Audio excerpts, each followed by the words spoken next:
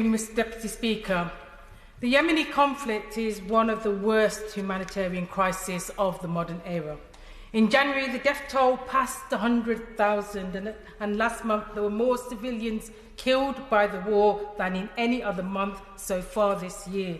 10 million Yemenis face acute food shortages, while 7 million require treatment for malnutrition. 24 million civilians, or 80% of the population, are dependent on international aid assistance, and it's shameful. It's shameful that Britain is complicit in such an atrocity. The UK supplies weapons and crucial military support to the Saudi-led coalition, which is responsible for the highest number of reported civilian fatalities. The UN has verified the deaths of at least 7,700 civilians since 2015, although some estimates are much higher, and found that 60% of these were due to bombing raids by the Saudi-led coalition. The UK is estimated to have licensed $5.3 billion worth of arms to Saudi Arabia since 2015.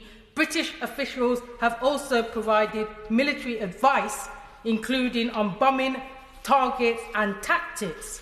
In contrast, international funding at the 2020 Yemen Pledging Conference in June fell $1 billion short of the UN's target. The UK contributed just $160 million, which is $40 million less than in 2019, and amounts to just 3% of the value of UK arms sold to Saudi Arabia. British companies should not be allowed to profit from the suffering of the people of Yemeni.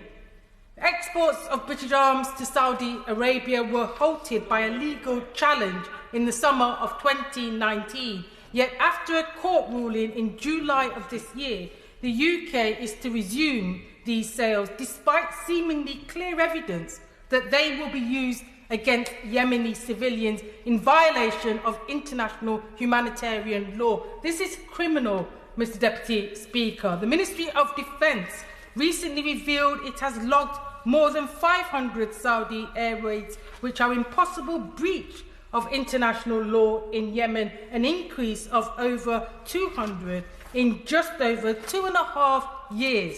This directly contradicts the government's recent justification to resume arms sales, and on the basis that only isolated incidents without any pattern have occurred.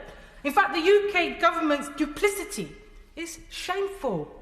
With one hand, they sign resolutions and speak of their desire to end the conflict, yet with the other, they continue to facilitate the suffering of the Yemeni people by providing the weapons which rain down on civilian houses. Last week, the United Nations General Secretary reported that there were more than 2,000 confirmed cases of COVID-19 in Yemen. The country is already suffering from the largest cholera outbreak on record, with over 2 million cases. A coronavirus outbreak would compound the misery which the UK has shamefully allowed to fester. The global pandemic should have offered our government an opportunity to step away from the conflict, as well as other theatres of war, which is causing so much suffering across the globe.